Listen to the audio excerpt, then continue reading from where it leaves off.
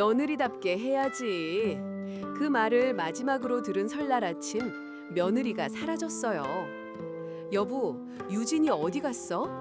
재훈이 거실에서 나오며 두리번거렸어요. 수님은 떡국 솥을 한 번 더 휘저으며 대답했어요. 몰라, 친정 갔나? 아침 일찍 가본다더니.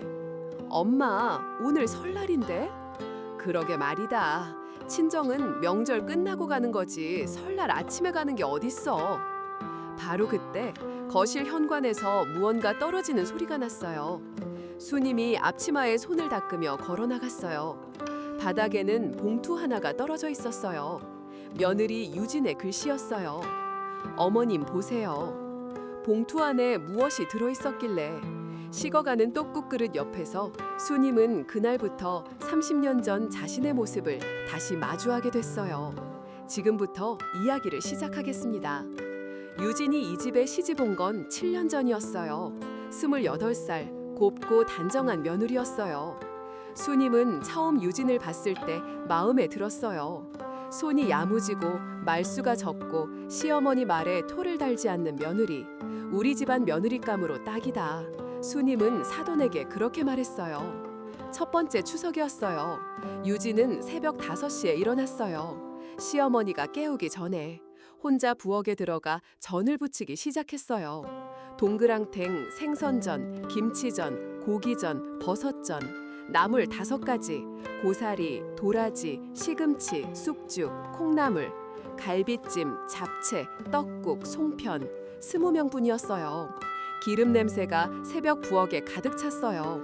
유진의 앞치마에는 기름 자국이 점점 늘어났어요. 하지만 유진은 멈추지 않았어요. 수님은 안방에서 그 소리를 들으며 흐뭇해했어요. 역시 며느리는 손이 빨라야지.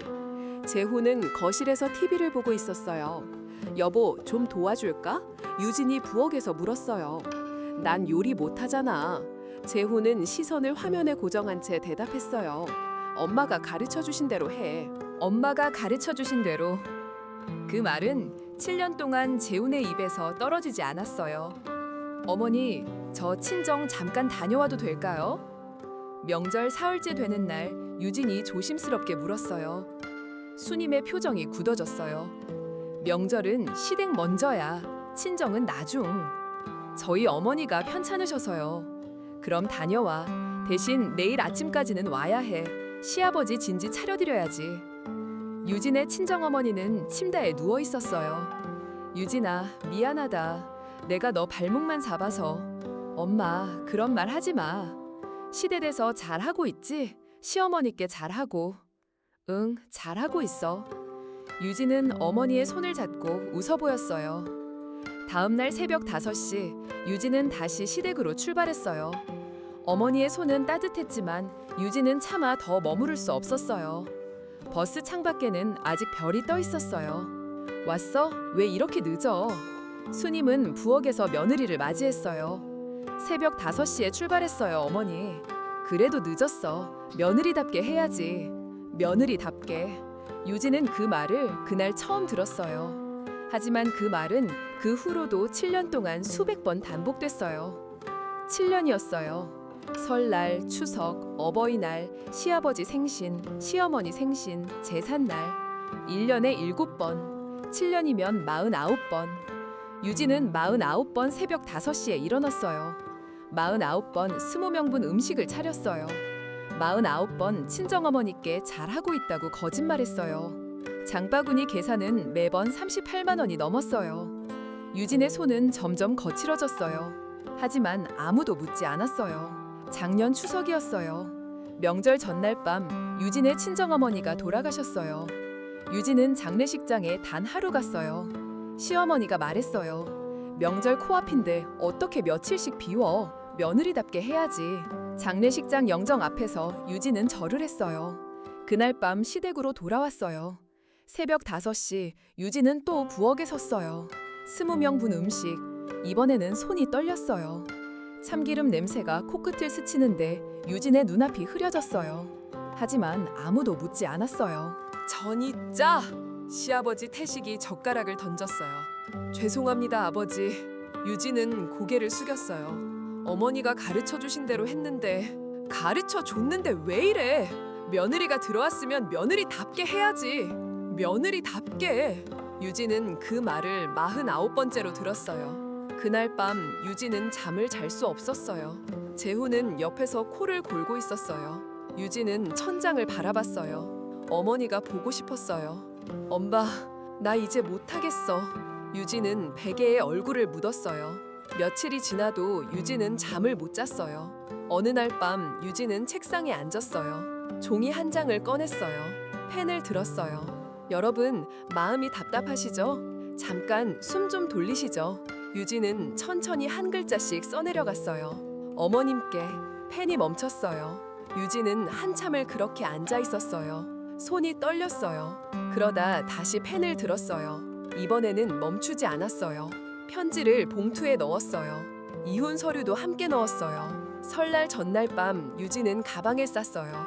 재훈은 잠들어 있었어요. 유진은 마지막으로 잠든 남편의 얼굴을 바라봤어요. 그리고 조용히 현관문을 닫았어요. 새벽 4시 유진은 시댁 현관 우편함에 봉투를 넣었어요. 그리고 가방을 들고 친정 쪽으로 걸어갔어요. 새벽 공기는 차가웠지만 유진의 마음은 처음으로 따뜻했어요. 설날 아침이 밝았어요. 수님은 봉투를 떨리는 손으로 들고 거실 소파에 앉았어요. 부엌에서는 떡국이 식어가고 있었어요. 재훈이 다가왔어요. 엄마, 그게 뭐야? 수님은 대답하지 않고 봉투를 열었어요. 편지가 나왔어요. 이혼 서류도 함께. 엄마, 이혼 서류잖아. 재훈이 소리쳤어요. 수님은 떨리는 목소리로 편지를 읽기 시작했어요. 어머님께. 7년 동안 어머님께 며느리답게 해야 한다는 말을 49번 들었습니다. 저는 그 말을 들을 때마다 어머님이 어떤 며느리였는지 궁금했습니다. 어머님도 누군가의 며느리였을 텐데요. 지난 추석 친정 어머님 장례식 다음 날 새벽에 부엌에 섰을 때 저는 어머님이 30년 전 어떤 며느리였는지 알 것 같았습니다. 어머님이 30년 전 어머님 시어머니께 들으셨던 그 말. 어머님도 그 말 듣고 사셨잖아요. 저는 30년 더 듣지 않겠습니다. 수님의 손에서 편지가 떨어졌어요. 그녀의 눈에 무언가가 흔들렸어요. 30년 전이었어요. 수님이 28살에 이 집에 시집왔을 때 수님의 시어머니가 그녀에게 했던 그 말. 며느리가 들어왔으면 며느리답게 해야지. 수님은 그 말을 듣고 살았어요. 시어머니가 돌아갔을 때까지 15년 동안. 수님의 친정 어머니가 돌아가셨을 때도 시어머니는 말했어요. 명절 코앞인데 어떻게 며칠씩 비워. 수님은 친정 어머니 장례식에 단 하루 갔어요. 그날 밤 시댁 부엌에 서서 수님은 울었어요. 어머니, 나 이제 못하겠어요.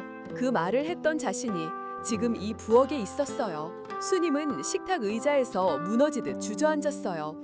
떡국은 완전히 식어 있었어요. 하얀 막이 떡국 위에 떠 있었어요. 내가 수님의 입에서 말이 새어나왔어요. 내가 그 말을 했어. 내가 며느리한테 그 말을 했어. 재훈이 그제야 어머니의 얼굴을 봤어요. 재훈은 평생 어머니가 우는 모습을 본 적이 없었어요. 어머니는 항상 강했어요. 어머니는 항상 며느리를 가르쳤어요. 어머니는 항상 옳았어요. 그런데 지금 어머니가 식탁 의자에 앉아 무너지고 있었어요. 엄마, 재훈은 처음으로 어머니가 작아 보였어요. 수님은 떨리는 손으로 핸드폰을 들었어요. 며느리의 번호를 눌렀어요. 신호가 갔어요. 1번, 2번, 3번. 받지 않았어요. 수님은 다시 걸었어요.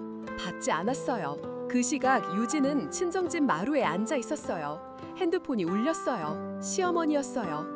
유진은 받지 않았어요. 유진의 손에는 어머니가 마지막으로 보냈던 사진이 들려 있었어요. 침대에 누운 어머니의 사진. 엄마, 나 이제 안 들어. 그 말. 유진은 사진을 가슴에 안았어요. 일주일이 지났어요. 수님은 매일 며느리에게 전화를 걸었어요. 유진은 받지 않았어요. 수님은 부엌에 섰어요. 혼자 떡국을 끓였어요.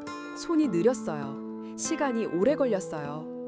수님은 그제야 알았어요. 며느리가 매년 끓이던 그 떡국이 얼마나 무거운 것이었는지. 한 달이 지났어요. 수님도 책상에 앉았어요. 종이 한 장을 꺼냈어요. 펜을 들었어요. 유진아. 수님은 며느리의 이름을 처음으로 편지에 썼어요. 30년 동안 한 번도 부르지 않았던 이름. 며느리가 아닌 유진이. 네가 보낸 편지를 받고 나는 30년 전 나를 만났다. 나도 너처럼 친정어머니 장례식에 하루밖에 못 걷단다. 그날 밤 부엌에서 울었던 게 기억나는구나. 그런데 나는 그걸 잊고 너에게 똑같이 했구나. 미안하다. 진심으로 미안하다. 돌아오라고 하지 않을게. 다만 한 번만 어머니라고 부르던 내 이름을 다시 한번 들어보고 싶구나. 유진은 친정 마루에 앉아 있었어요. 우편함에서 편지를 발견했어요. 시어머니의 글씨였어요. 유진은 한참을 봉투를 만지고 있었어요. 그러다 천천히 펼쳤어요. 유진의 눈에 눈물이 고였어요. 하지만 그것은 분노의 눈물이 아니었어요. 처음으로 시어머니가 사람으로 보였어요. 30년 전 부엌에서 울었던 그 며느리, 지금의 자신과 같았던 그 며느리. 유진은 천천히 핸드폰을 들었어요. 수님의 핸드폰이 울렸어요. 화면에는 유진이라는 이름이 떠 있었어요. 수님의 손이 떨렸어요. 받았어요. 받았어요. 어머니, 유진의 목소리였어요. 수님은 아무 말도 못했어요. 눈물이 먼저 나왔어요. 한 달이 더 지났어요. 유진은 시댁에 다시 왔어요. 하지만 예전처럼 새벽 5시에 일어나지 않았어요. 수님이 먼저 부엌에 섰어요. 유진아, 뭐 좀 도와줄래? 수님은 처음으로 며느리에게 부탁했어요. 유진은 옆에 섰어요. 둘은 함께 음식을 만들었어요. 설날부터 2달이 지났어요. 가족은 식탁에 둘러앉았어요. 시아버지 태식은 여전히 무뚝뚝했어요. 재훈은 여전히 말이 없었어요. 하지만 한 가지가 달라졌어요. 수님이 유진의 그릇에 떡국을 덜어줬어요. 유진아, 많이 먹어라. 그날 밤 유진은 침대에 누웠어요. 옆에는 친정 어머니의 사진이 놓여 있었어요. 유진은 사진을 바라보며 작게 웃었어요. 엄마, 나 이제 며느리답게 안 살아. 그냥 유진이로 살아. 완벽한 화해는 아니었어요. 어머님은 가끔 옛날 습관이 나오시고 재훈은 여전히 무관심해요. 하지만 유진은 알아요. 달라지려고 노력하는 사람과 아무것도 안 하는 사람의 차이를. 여러분은 어떤 말을 돌려주고 계신가요? 그 말은 여러분이 듣기 싫었던 그 말은 아닌가요? 여러분의 설날도 따뜻한 떡국 한 그릇이 되시길 바랍니다. 이 채널에서는 매주 새로운 시니어 사연이 올라옵니다. 구독과 알림 설정 부탁드릴게요. 다음 이야기에서 만나요.